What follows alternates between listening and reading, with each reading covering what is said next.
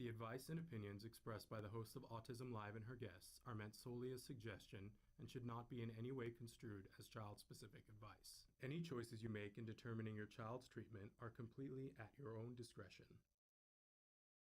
Dr. Doreen Granpeesheh is the Dr. Doreen is an expert in autism. Doreen Granpeesheh. Dr. Granpeesheh. Dr. Doreen Granpeesheh. Dr. Doreen Granpeesheh is a visionary in the field of autism. Now you can ask her questions on Ask Dr. Doreen. Good morning and welcome to Ask Dr. Doreen. I'm Shannon Penrod and I'm here with the fabulous Dr. Doreen Granpeesheh. She's going to be with us for the next hour answering your questions. Good morning, Dr. Granpeesheh. Good morning, Shannon. Good morning, everyone. I'm so excited to be here with you this morning because I love this hour. I love to get to spend this time with you. We needed it. It's been a week. Right? It has been a week in so many different ways. And we have a lot going on here at the Autism Network. And I'm always going to be giving you guys updates. And I'm going to do that in just a second. But first, let me say that the chat is open right now. You guys can be writing in right now. Dr. Granpeesheh is a true expert in the field of autism. She donates this hour to give of herself the things that she knows, which is a tremendous thing if you think about it. When I think about the early days of when my son was diagnosed and how much I would have given to just ask someone a question. I had the great privilege of watching you on a podcast last Wednesday. Oh, that was fun. Oh my gosh, it was so delightful to just sit and listen. And this wonderful mom, it was her second time doing a live on Facebook.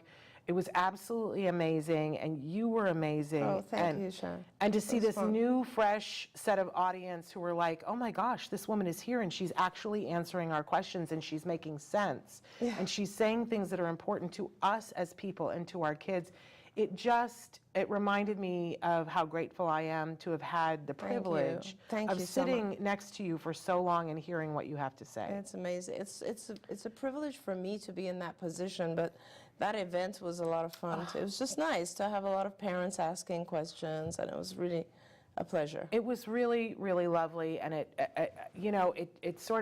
made me go, all right, we got to get to more people, because your voice is so important. So I'm really going to ask all of you who, I know there are so many of you who watch and listen and ask questions, to please share this. I've always said, find one person that you think could benefit it, but now I'm going to ask you to find 5. And I'm going to try to find more people too, because I think it's a rarity in this day and age to have this opportunity, first of all, because everybody, in order to have the ability to ask questions, normally you'd have to pay to get into a conference or something like that. It's true. We love that we're here in this format. I do want to say that, even though Dr. Granpeesheh has been working in this field for 45 years, still doesn't roll trippingly off my tongue.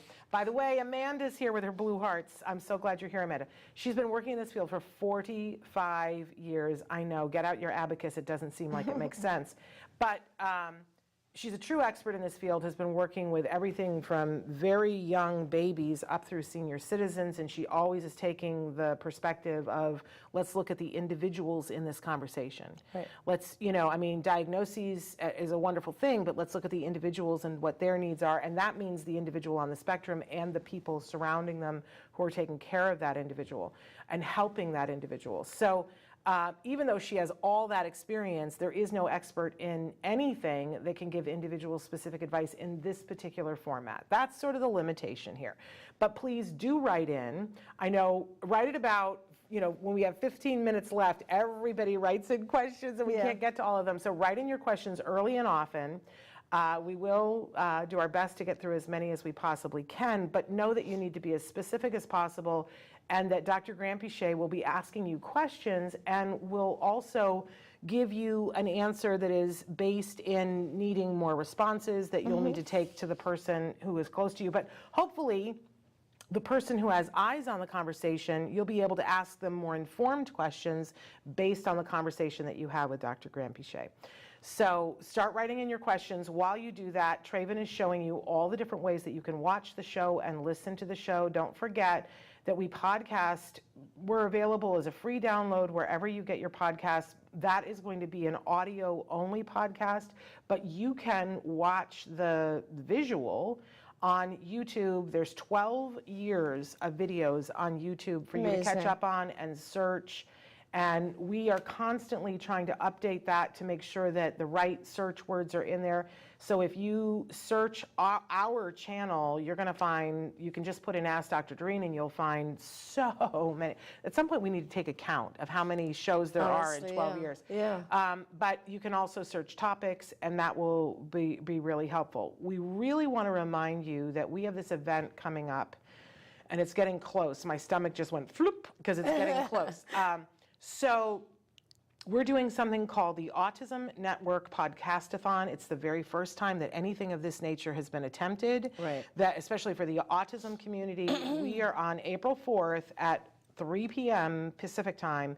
We are going to go live, and we are going to attempt to stay live uninterrupted for 44 hours. So we will stop the podcast on Thursday morning the 6th at 11 a.m. Pacific time. Now, within that, if you go right now to autismnetwork.com, if you're on your computer, there's a box that says Podcastathon, and you can click on that. There's also a graphic that says Podcastathon. You can click on that. If you're on your phone, you can either click on this graphic, or you can go to the 3 little bars, and there is a subject title that's Podcastathon. When you get there, there will be 3 different boxes there. I really want to encourage you to click on the one that says Calendar by Hour. Now, we are filling in information as we get it, but almost all of it is at least you can see who is going to be there in each hour. I want to go just through the first 6 hours quickly, if you'll, if you'll humor me. Of course, that's exciting. Because this sets the tone for the whole thing, you guys. So first hour is the amazing kickoff, and during that hour, Dr. Granpeesheh and I will be here with, on this set live, Joe Mantegna, Holly Robinson Pete, and Kobe Bird. Oh, Isn't wow. that a lovely little array of That's people? amazing. So everything represented, we've got a mom, a dad, and a wonderful actor who identifies as being on the spectrum. You guys loved him from Lock and Key. We got the whole thing. That's amazing. Right? We have Dr. Granpeesheh, and actually we have 2 moms, because I count as one too. But anyway, so that's the first hour. We will be taking live. Isn't that a great hour? Then in the second hour, because we know you guys are going to be chomping at the bit, it's Ask Dr. Doreen, and it's straight questions. People around the world will be asking her questions. We're going to get through as many as we can. There will be several Ask Dr. Doreen segments during the podcastathon. Some of them will have a specific theme, but in that first one, we're taking your questions. In the next hour, so that's the third hour, it will be Ask Dr. Doreen, and the entire hour is devoted to anxiety. Oh, great. Right? Thank you. Yeah, I wanted an hour devoted to anxiety. Yes, I know. That'd be great. And so she will be talking to you about anxiety, and we will take as many questions as we can fit in the format. Okay, so in the fourth hour, I will be welcoming Dr. Stephen Shore and interviewing him, and you're welcome to stay for that He's if you a want good to. old friend. So Now, I'd there love is a to. possibility of somebody else. We're waiting to see if it jives with her schedule that we might also be having during that hour. Just saying. Okay. Much to be revealed. And in the next hour, which is the fifth hour, then it is a full Autism Live hour with Dr. Temple Grandin Amazing. on the day that her new book is coming out, which is all about education, Amazing. educating individuals who are on the spectrum. And it's meant for people on the spectrum, for their parents, and for teachers. How much do we love that?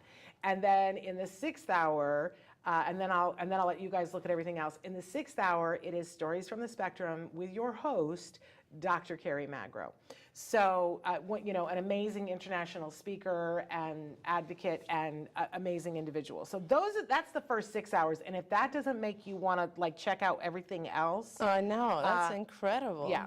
Yeah, people have to take off from work during those 2 days. Well, and I want to say there's nobody, I want to watch all 44 hours at this point, and even I can't, right? Because I'm going to have to get some shut-eye because my hair is going to look crazy, and we'll talk about that in a second too, and I'm going to look a little crazy by the end of the 44 hours. But everything will podcast, so you will get a chance to see it, but I think you should pick the hours that you really want to be there for, because you want to be there for the interaction. Yeah. And prioritize those as being ones that you want to be there for. We've got people covered. We have the lovely Alana Gershlovitz is going to be doing a live podcast from South Africa. That's awesome. Super love that. Swathi Chatapalli, who's got a wonderful radio show in India, is going to be doing a special show for us. We have 3 different dad takeovers. We have the Just Two Dads, we have the Autism Dadvocate, and we have the Driven Autism Dad. So That's awesome. we got the dad thing covered, Yeah. right? And many, many, many other podcasts with great experts. 25-year look across the spectrum with Kelly Birmingham and Jennifer Lucera. Dr. Mary Barbera, who does the Turn Autism Around, is going to be with us. Amazing. Sasha Long from the Autism Helper. You guys, it's crazy.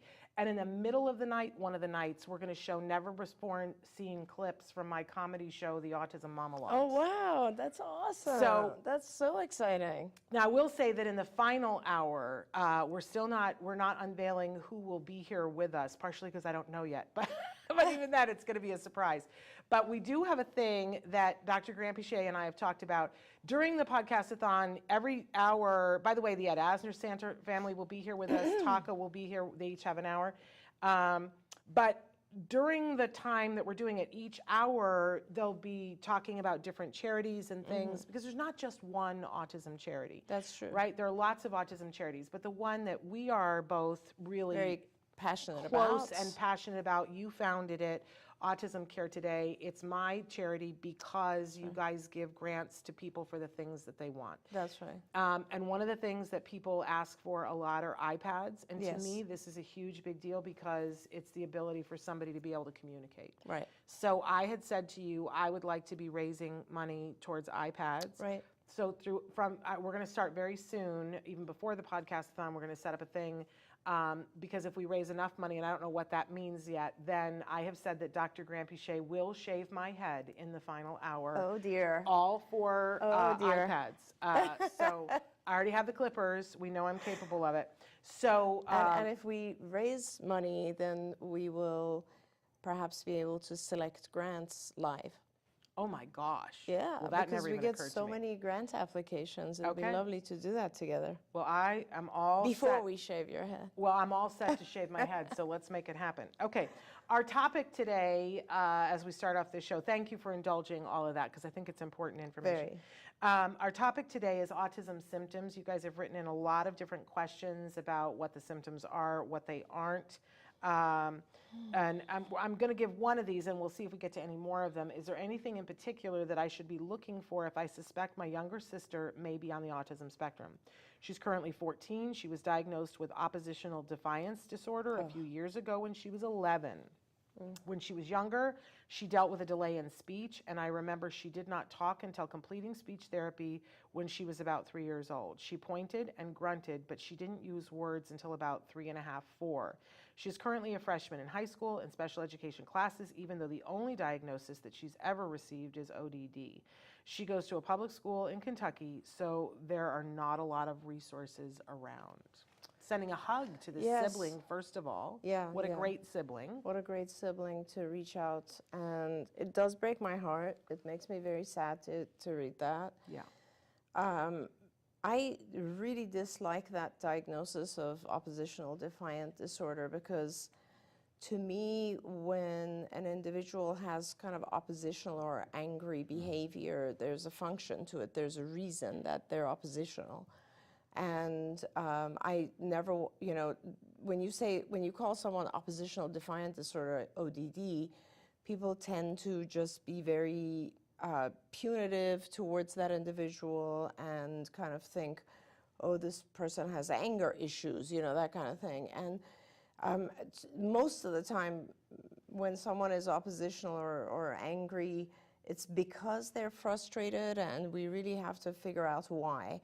And it's really important to know that this individual had speech issues, and there is a likelihood, there's a possibility certainly that they are still frustrated and that they don't feel heard. I mean, any of us, Shannon, feel upset. Any one of us would be, upset and frustrated if we don't have anyone in the world that makes us feel heard, right? Like, Yeah. no one's listening to me.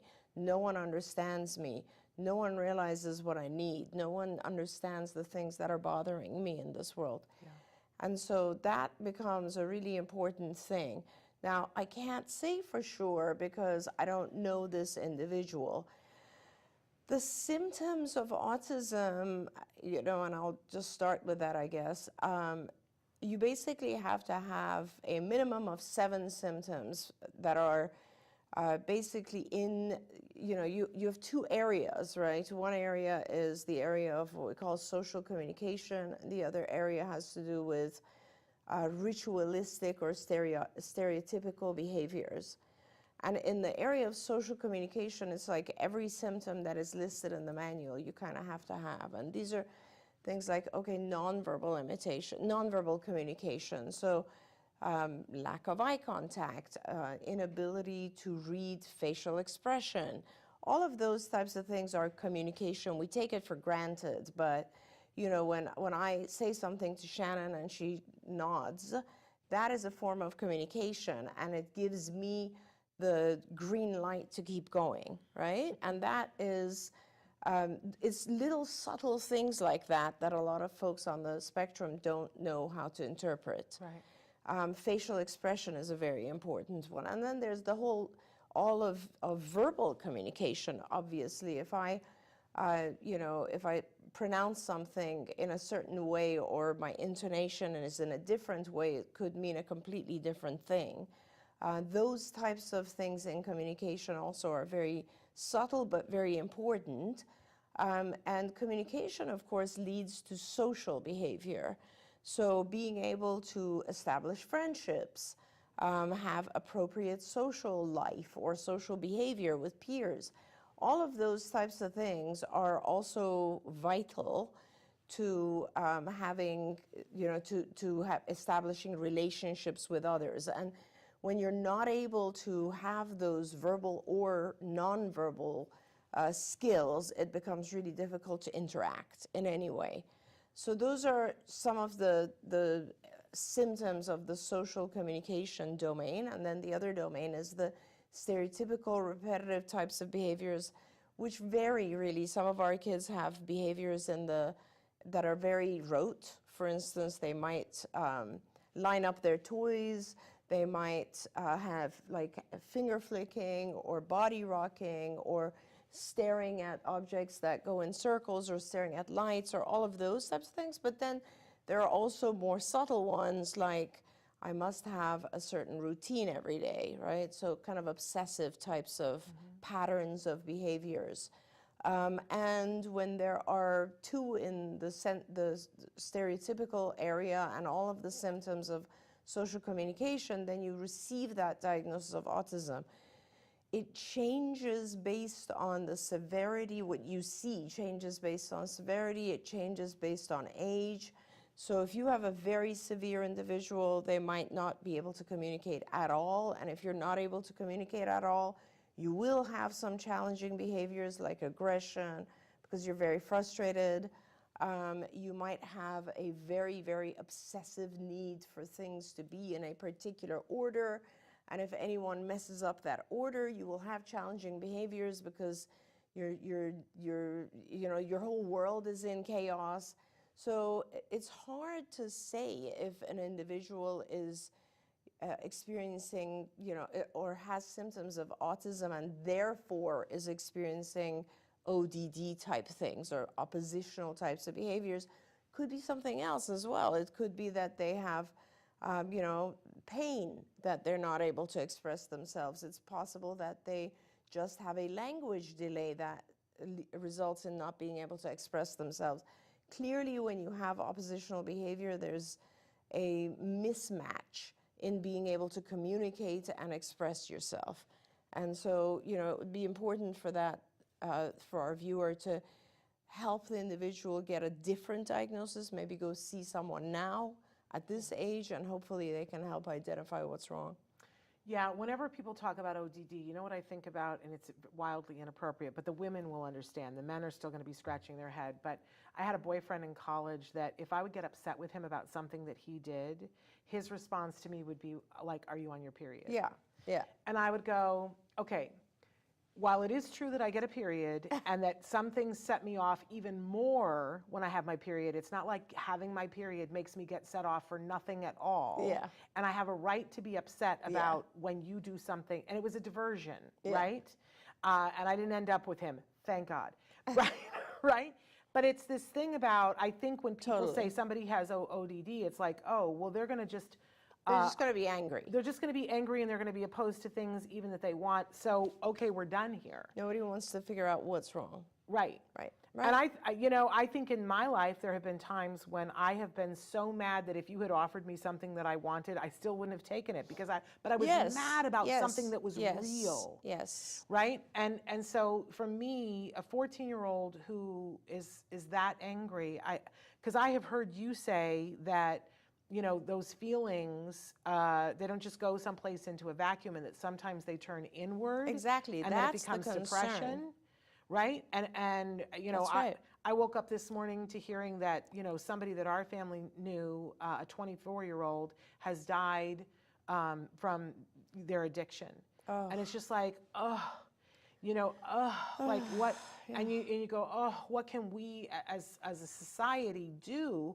But then, you know, when you think about a 14-year-old who's clearly in pain, Yeah. that I love that this sibling is like, you know, maybe I need a diagnosis in order to get help. Right. But I guess what I want to say is let's get help regardless.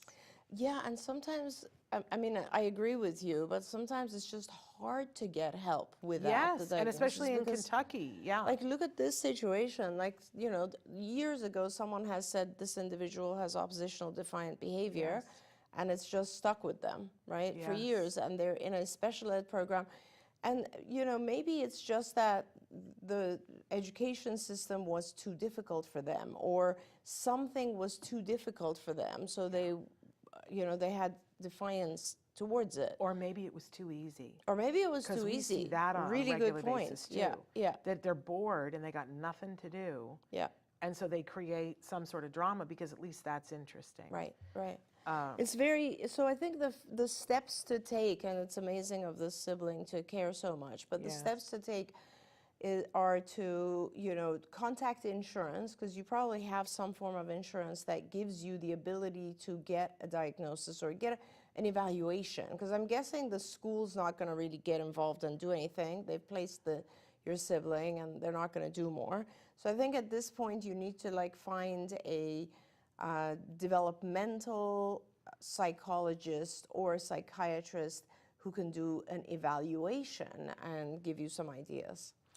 And I also have to say too that, you know, it feels like the system is letting this young person down. Absolutely. But it's not to be without hope, because sometimes it just takes one even teacher Yes. who recognizes and goes, I see something in you.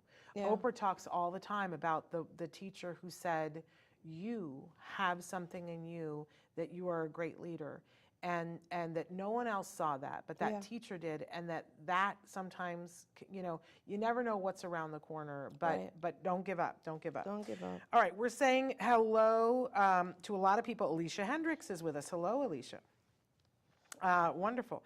And, yep, and we see that we have Paula Winton. We've got Amanda Bright, we've got Joannie, we've got Parker, we've got Dark Angel. Taryn is with us. I'm saying hello. I'm told that Traven Hardy's mom is with us. So we love that. Yasmin, and I'm making sure that we say hello to everybody. I know we saw Parker on here at some place. And Andrea are all with us. So I'm glad that you guys are all with us here today. We're talking about those autism symptoms.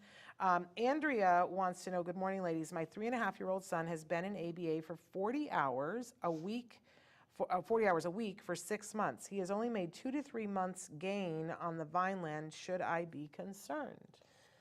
Well, no, I mean, that's wonderful. And I want to say that usually the Vineland is not a very sensitive test. It doesn't go that fast. You don't usually see 2 to 3 months type of progress.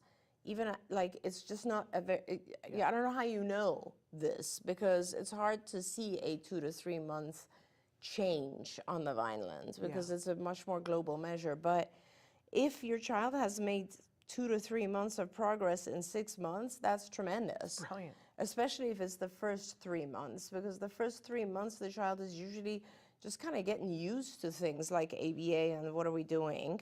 But you can tell that it's working, and so please stick with it. That's great news. Congratulations, and just keep going.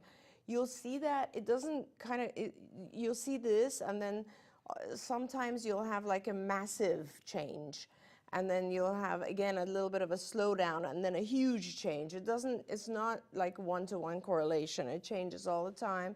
And as long as your child is learning, you're in good shape. And think of it this way, too. You said your son is 3.5, and we don't know, there would have been a whole bunch of things that they tested him for to see where he was in those things. I just remember as a parent, when they were testing my son, and they were like, okay, well, he's about to be 3, but on this thing he tests at a year, and at this he's 1.5 years, and at this, and I remember sitting there being so worried, devastated, and like, oh my gosh. But if you think about it, so if he's 3.5, and let's say that on something he was testing at 2, well, now you just caught up 3 months. That's a lot. Yeah. Because if you're only trying to catch up for,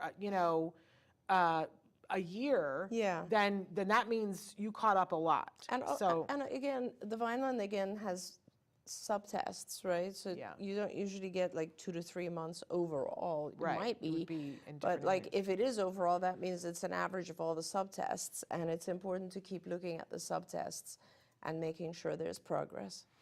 Taryn says, hi ladies, my 3.5-year-old is working on interverbals in ABA, which is also brilliant. Will he likely become conversational in the future? How can I help him learn? That's great, Taryn, and congratulations. It's wonderful that he's into interverbals. You need to, or your BCBA or whoever is working with your child should just be assessing kind of the different aspects of language that are still lacking. You won't just go automatically from intraverbals into conversation unless you're giving the child all the different tools. So for instance, there's, in addition to building the subparts of speech, so for instance, you might be able to respond to an intraverbal such as, what color is the sky? And the child might say blue.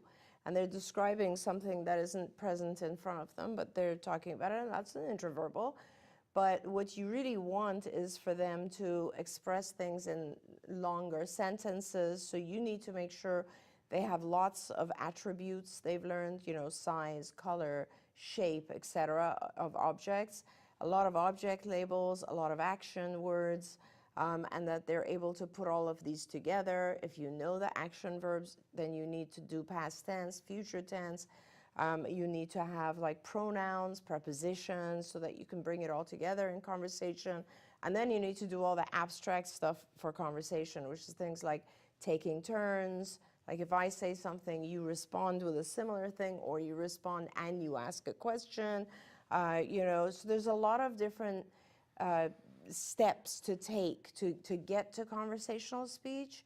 I really, every time we do this show, it reminds me that I need to write all this stuff out, because very few people have access to a curriculum like Skills that would be able to guide them along the way. But there is absolutely. On the back of this book, there's a whole I'm going to give it to you set. The shot is so on you. This is Evidence-Based Treatment for Children with Autism, which we wrote a few years ago. And at the back of this book it's in the appendix, there's many pages of lessons.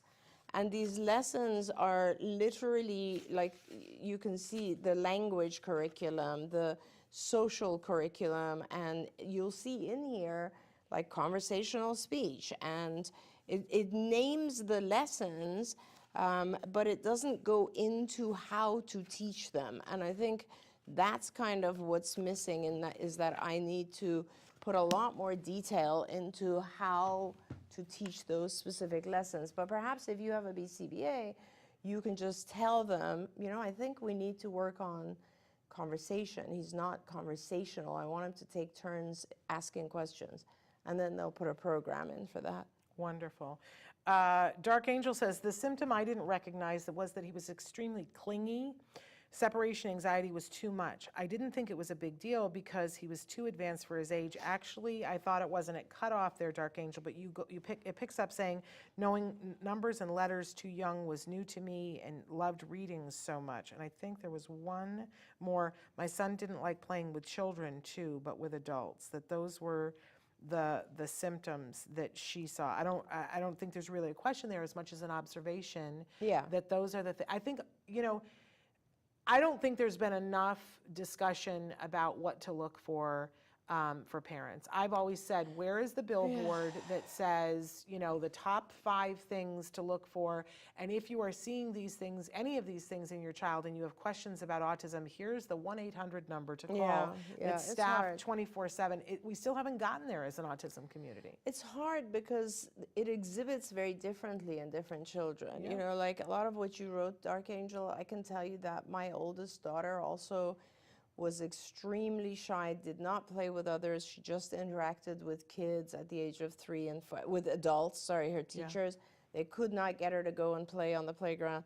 She's, typically developing and pretty brilliant. Yeah. And so it exhibits differently for different kids. But the concept of it is, if you can't access the individual's inner thoughts, let's put it that way. So you're trying to interact with them, they're not connecting with you, they're not responding to like if I say, if I try to ask a question, they might answer only to me but not to others. If you see those types of things, those are some red flags. It mostly has to do with being able to share minds, being able to interact back and forth and share thoughts. Those are some of the early red flags. But then if you're looking at a younger child, Shannon, the red flags of autism are all in the motor skills area. You wouldn't think of that. But the truth is that when you're looking at, let's say, a 1 or 2-year-old, a lot of the delays have to do with motor skills. One of the very, very early red flags is not being able to point. Pointing is the first expression of joint attention, which is one of the areas we struggle with. So not being able to point, not being able to express themselves, being sensitive, I think, right now, for me, a lot of the younger kids that I see that I diagnose are very sensitive to sensory input, or not being able to respond to auditory input. There's a lot of different ways that it exhibits. Unfortunately, it's hard. It's hard for parents. What I see is most parents come to me when their child is 2 and has not yet developed speech. Yeah. And that is, by that time, I think the pediatricians most often will be concerned as well. And then we look at things and we see whether it's just the speech delay or if there's other aspects. Yeah, it's hard. We all need to cut ourselves some slack. Yeah. You didn't know what you know now, so you couldn't have known. So you have to allow yourself that and say, I didn't miss this. That's right. We could do an episode on this, Shannon, because there's a few tests that are very good, like the MCHAT. There's screening tools. They're not diagnostic tests, they're screening tools, and they're actually really good, and we could review them. Yeah, we could do that. Amanda has written in and said, if you recall, it was a couple of weeks ago that she was saying that she was without services for a while, and I about lost my mind. But she says, we found another center for my son to attend. The BCBA is very thorough, and we are on the same page for treatment planning, which is a woohoo. They're also male, which is great for my 14-year-old son. He's never had a male BCBA. My issue is he's not on their side, on the medical side. He for sure doesn't believe in the gut-brain connection. He just isn't there. Any feedback on how we can politely educate him and let him know food interactions are at the center, are infractions, are at the center are a major deal for us. I know this is like, I'm just going to turn it over to you. Yeah. So this is a big deal, and it concerns me. It's a little sad. I would, when you were learning about the importance of all the biomedical interventions and diets, you were reading a lot of stuff. So I would recommend that you gift him some of those things that were meaningful to you. Now, there's such a huge library of things that you could read nowadays that talk about not just the gut-brain connection, but I mean, the whole concept of leaky gut and so on goes back now more than 20 years. There's publications for the past 20 years on this subject. An easy place where, if you want to focus on the food infractions, an easy place to find really good articles is if you go on Julie Matthews' website, which is Nourishing Hope. If you look that up, she's got a bunch of stuff on there that you can print. There's also, if you go on the Autism Research Institute website, they have a lot of stuff on there as well that you can print and give him, published, peer-reviewed journals. And then also, since he's a BCBA, tell him when he goes to the next Association for Behavior Analysis conference, ABAI. It's in May every year, and most BCBAs go there. So we have like thousands of BCBAs going, because that's where you get all your continuing education and you go to all these different presentations. Make sure that he goes to the one that is supported by my endowment. It's in my name. The Doreen Granpeesheh Endowment funds a biomedical presentation at ABAI every year. I believe this year we have Dr. Tim Bowie, who is a physician, very, very well known. He is at Harvard Mass General Hospital. He's a gastroenterologist, and he will be talking about the gut-brain interaction and how there's, you know, BCBAs often will respect the journal article, the journal called Pediatrics.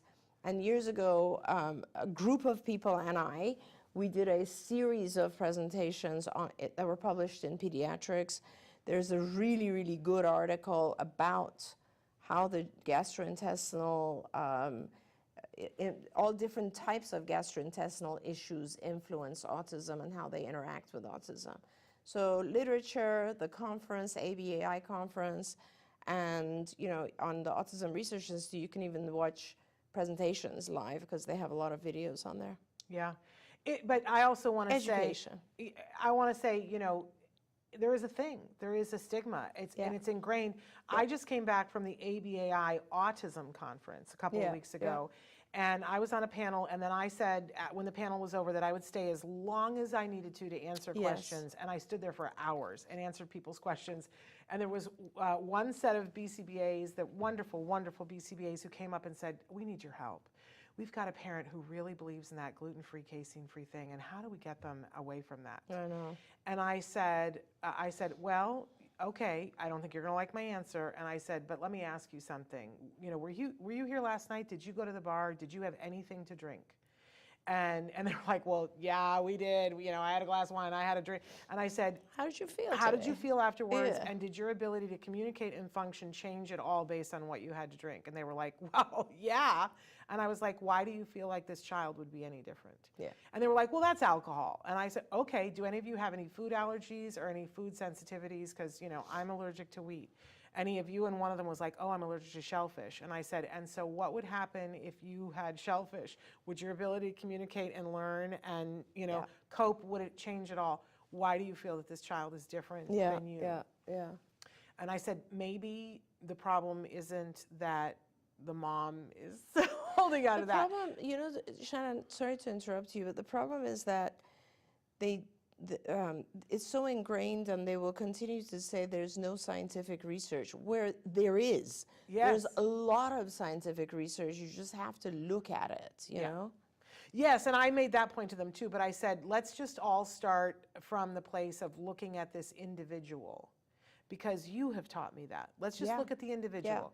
Can we just look at this child? And I said, maybe you should give mom a half of a benefit of a doubt that maybe the child has had some reaction as a result of that, and then, you know, just listen to her. Like, it doesn't stop you from it doesn't stop you from doing the behavioral intervention that you want to do.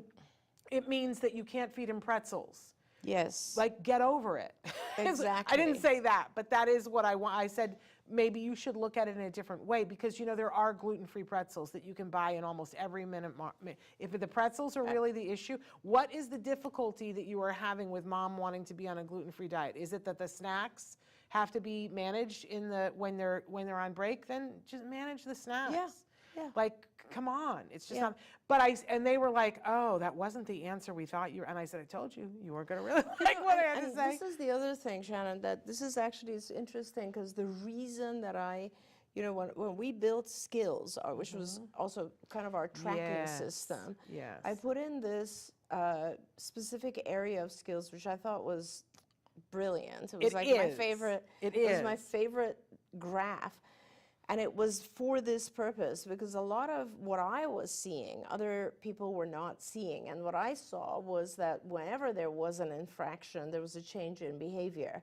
And so we had this, all the data that BCBAs take on their iPads, and BTs take, all the RBTs and all the therapists take on the iPads, or however they do it.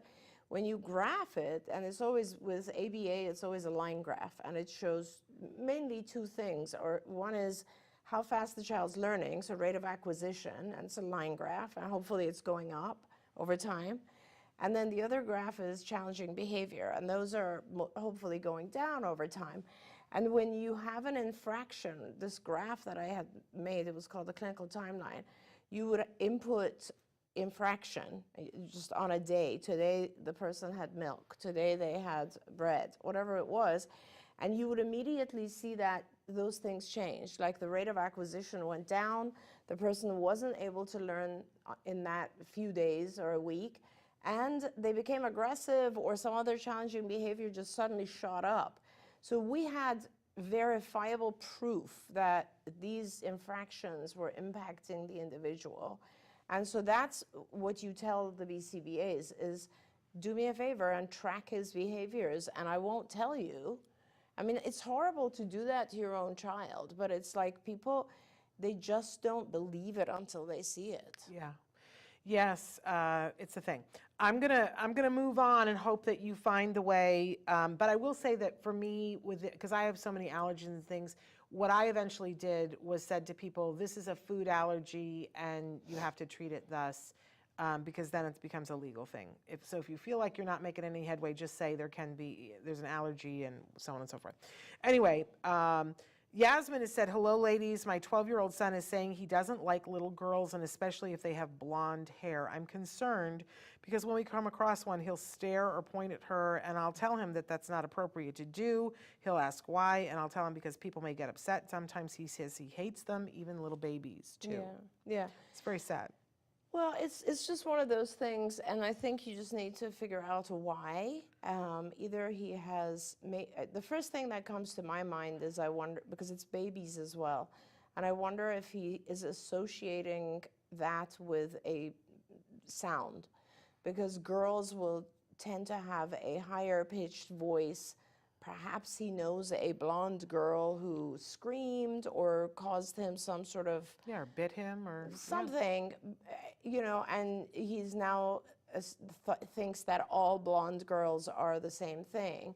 So if you can try to identify if that happened, and even if you can't identify, maybe one of the things you do is you introduce him to, let's say, one at a time, another blonde girl who just comes up and, let's say, gives him a lollipop or just gives him some sort of toy that you've given them, so that he then starts to associate a blonde girl with something very positive, and that will start to change. This is what we call overgeneralization. He's had some experience, or he's seen something on TV, that's also possible, and he now overgeneralizes and thinks all blonde girls are going to be negative because of that one experience. And it's important for him to learn that people are different. And also don't worry at this point about other kids thinking that's a bad thing or something. It'll pass. I know it's so hard for us because we're constantly worrying about the behavior of our kids and how it impacts other kids, but it is something that he will learn. I'm sure of that. Wonderful. Parker wrote in and said there's a major problem with diagnosis. There's an issue Yeah. with girls getting diagnosed less than boys. It's Yeah. a huge problem that needs to be fixed. We're in total agreement with you, Parker. I've actually written an article about that. It's because girls are less obvious in their symptoms. Yeah, yeah. Alicia has identified herself as being the parent of the 14-year-old. She says, I can't get doctors to understand her situation. Everyone wants to medicate her. The school only provided her a safe place to go when she gets upset, and I had to fight for that, but good on you for getting it, Alicia. Yeah, That's yeah. amazing.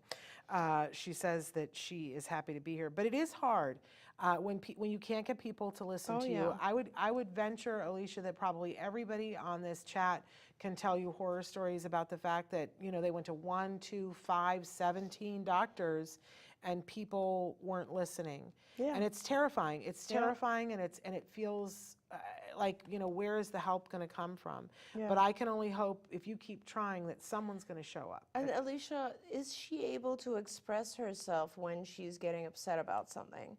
Is she able to express herself before she gets too upset? And is she able to request something, like you got her a safe place to go, that's great, but by requesting to go to a safe place, she's always removing herself from whatever is going on in the classroom. Is there any way that she can gain peace and serenity without leaving the classroom? For example, could she have, I don't know, a short break where she puts on headphones and listens to something calming? Is there some aspect of what's going on in the classroom that causes her to become upset, that she can that maybe we can modify the classroom or the program so that that thing doesn't occur in that way? Like, it would ideally, you know, we try to accommodate kids before a problem occurs, not after. So, like, we don't want to always just take her out when she's getting upset. We want her to be able to express to us what it is so that they can accommodate by changing the classroom or changing her program. Yeah. Steve has said, hello, I would like to know, when is one in the clear when it comes to regression, or is that something that's always a possibility? It's a great question. Yeah, it is a great question, Steve. And I think the answer is no. I don't want you to think that regression is always going to happen.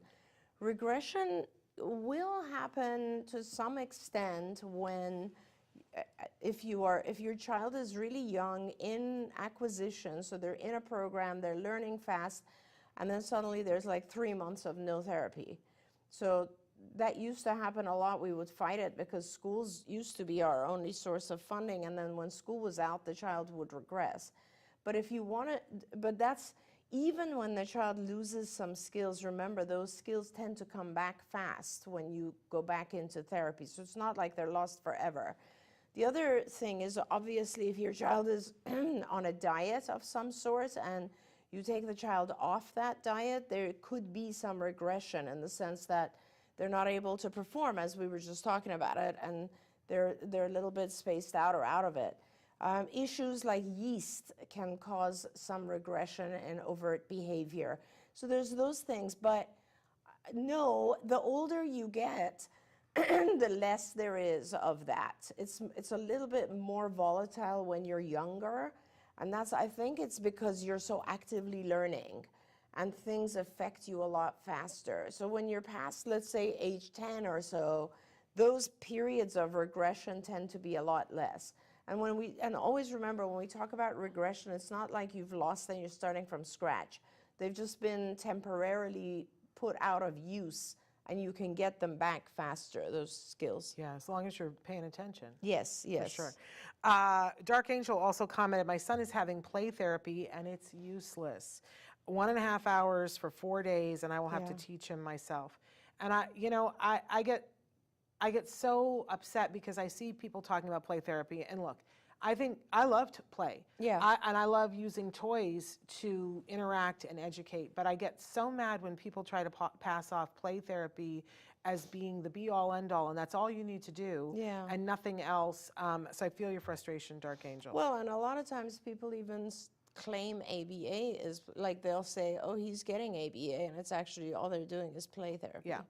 And or we get the opposite where they say, well, they do ABA and they don't ever play with him. And I'm like, that's not good ABA either. So something in the middle. And thank you, Amanda. Amanda says, thank you, great info. I have an extra copy of the Taka Journey Guide that I can gift him too. And I'm like, what a great, of course Amanda would come up with the perfect solution. I would be careful with that, because when you're talking to a BCBA, you need to make sure you're providing things that are peer-reviewed, published. Because the BCBA will come back and say, this is just the opinion of another mom. Yeah, you're right. Joannie, great question. Dr. Doreen, we are so in a great place right now. Great. Our 10-year-old son was just re-diagnosed, and we added dysgraphia and ADHD to his list. We are getting his new supports for him in place at school and learning more about both to help him more. That's awesome. My concern is that I feel comfortable now. We're okay, but if I don't keep moving the bar, he might not get the best him in his future. Am I crazy? LOL. We are working on bike riding this summer. Anything else, NT, you think that we should tackle for his age? Thank you for all that you do. It's a great question. First of all, congratulations, and I'm so happy that you're in a good place. And no, it's fine. You know, I know that as parents, we never really calm down 100%. We're always a little bit worried, and that's there's this thing with anxiety, that there's an anxiety normal curve, and a little bit of anxiety is good. Too much anxiety tends to not be good for a multitude of reasons, but a little bit of anxiety makes things go well. So I would say at this time, you know, just try to take care of yourself a little bit as well. Take this opportunity to refresh. But yeah, you're always going to be in charge of making sure that things are going well, and you know, no one's going to love your child as much as you do, and that is just the way it is, and we always have to kind of keep an eye out. I'm really, really happy that you're in a good place and that you're getting all this support, because those other people who are supporting you are also going to be part of your team that makes your life a little bit easier. So that's wonderful. But 10 is, correct me if I'm wrong, is that about the age, is it 10 or 11 where you can start the peers program? I think I thought it was more like 13. Okay. Yeah. All right. So not yet. Not yet for that. A little bit later, yeah. Okay. Stephanie has written in and said, hello from Romania. Thank you for all the information. My son is 3. He has autism, and we have ABA mostly with me because in our country we pay for this service and it's very expensive. We're all sending you a hug, Stephanie, and amazing that you're getting that done. Yeah, wonderful. Congratulations. Paula has written to us and said, just wondering if you have any tips on how to encourage my son and try not to rush his schoolwork. He feels that he is being told off by his teacher when she asks him to take his time. It seems like such a simple thing, but I'm not sure if he understands how to slow down. Mm-hmm. Is it his ADHD and how he processes information that makes him rush? So it could be ADHD as well. I mean, it's a great question, Paula, because when you have someone with ADHD, they really do have a very, very difficult time slowing down. So it could be, but you can also try to help him use something like a egg timer, right? Because you have something like you turn it around and there's sand, and as long as there's sand, tell him he should still be working. And make sure that the egg timer is like if it's a 3-minute egg timer, give him something that normally would take him 1 minute or 2 minutes, and tell him while this thing is, you still have time. So that will help calm his anxiety, because anxiety tends to make us rush like this as well. In other words, what you're doing is you're just teaching him to go in reverse, to be a little bit slower with certain tasks. But in the meantime, you know, if he finishes early, he can also spend that time just breathing, calming himself down, enjoying his success, that sort of thing. But it could also be the ADHD. And I used to teach 7th and 9th grade English, and one of the things that I saw in those grades that I would always have to teach, didn't know it was like an executive function thing when I was teaching it, but I would see, because I used to also help teach people test-taking skills, right? And so with 7th and 9th graders, you have to teach them, okay, this is how you take a test. First, you read the instructions. Yes. Because a lot of people don't even know to do that. Yes. Second, and it doesn't matter whether it's a test or an assignment, first read the instructions. And if it's the prompt that you're going to write, read it again. Yes. Right? Then, organize your thoughts if it's something you have to write, or if it's a multiple choice, answer the ones you know. Right. And put a line through ones that you have answered, right? So it's a step-by-step process. But then always, if Go you back finish, now go back and check all the ones that you weren't sure about. Yes, exactly. And if you finish that, so we just had a drop-down list of things that here are the steps that get you all the way to the end. Right, right. Because I see kids who just like answer the question, then don't go back ever and check their work. And they make so many mistakes because of that. I mean, so many of us know, we all know that like tests like the SAT or something, you get points just for putting your name in. That's right. And people still miss that, because they're rushing. And there's always some teacher, I don't want to say idiot, but you know what I mean. Some teacher in high school who will give an assignment that will say, here are the instructions. Yes. Write your name and then turn the paper over and put an X and then hand your paper in and you're done for the day. Exactly. And then there's a whole bunch of questions afterwards and nobody reads it and they sit and answer all the questions. Right. But a bunch of people turn in their papers and everybody turns around and goes, what's happening? Because you didn't read the instructions. Exactly. And it's a lesson that teachers do so that people learn, oh, I need to read the instructions. But if you give him choices, then there we go. Now, okay, Alicia says, to answer to your question about the 14-year-old, that they won't allow it. And she says that the thing always comes after. Yeah, that's the problem. I mean, that's sometimes, if people don't figure out what is causing an issue for a child and they just remove the child from the circumstance after the child has a tantrum or something, then what they're doing is they're teaching the child that the way to communicate to us that you need something is by having a tantrum. Yeah. I kind of This want to is the go to your problem. IEP. Yeah. Because here's the thing: if you have the IEP in place and you and you already fought for the room that she can go to calm Yes. down, there's other things you can fight for, It's true. and ways that they process it. And then once it's in, if they have a behavior intervention plan and on your IEP it's checked, the behavior intervention plan is checked on that. Now it becomes part of the legal document and they have to follow it. And you can fight for them to have to take steps to do things. That's right. It's a fight, it's a slog, It it's your is. time, It it's your is. energy, but she's worth it. Yeah, absolutely. And it's just a matter of really observing the times when this happens. And usually when you observe, you'll be able to figure out, oh, this is what takes her off. This is what caused her to go into that behavior.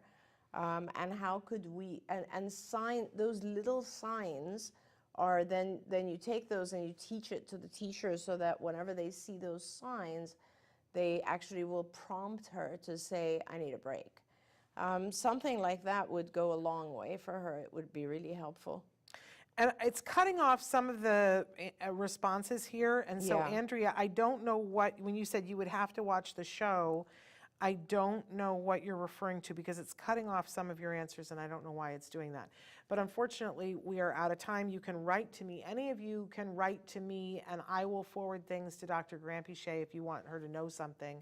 My email is shannon@autism-live.com. So shannon@autism-live.com. We really appreciate all the things that you guys are doing in your lives for all the people that you love. Let us just acknowledge that that's a lot. Honestly. And that it really is. you are enough.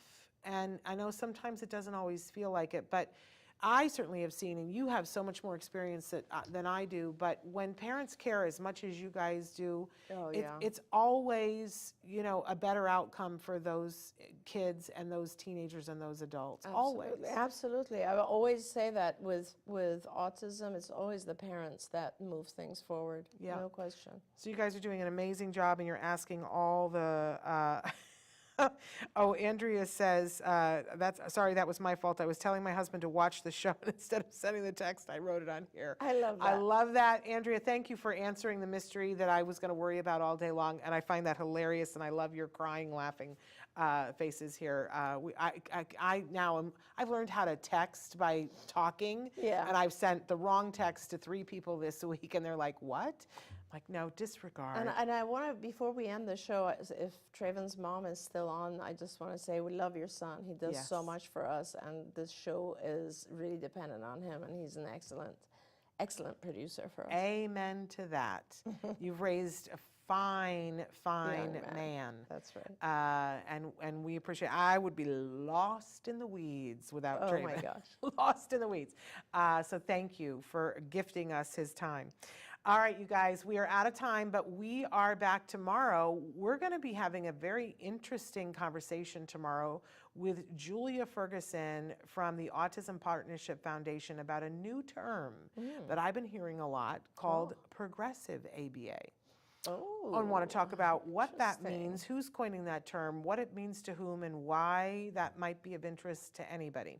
So we will be talking about that tomorrow. You'll want to tune in. Don't forget that we have Stories from the Spectrum on Thursday. And then on Friday, I believe that we are having Let's Talk All the Things with the fabulous Rachel Bird. So, Christy, thank you so much. Thank you all for being here. Thank you, Dr. Granpeesheh. Thank you. You It's always are a pleasure. amazing. Love you, Shannon. I love Thank you more. All right, you guys, we'll see you tomorrow. Until then, give your kiddos a hug from me and one for you too. Bye-bye for now. Bye, everyone. Don't forget, you can watch Ask Dr. Doreen live every Tuesday morning at 10 a.m. Pacific time. We hope to see you there.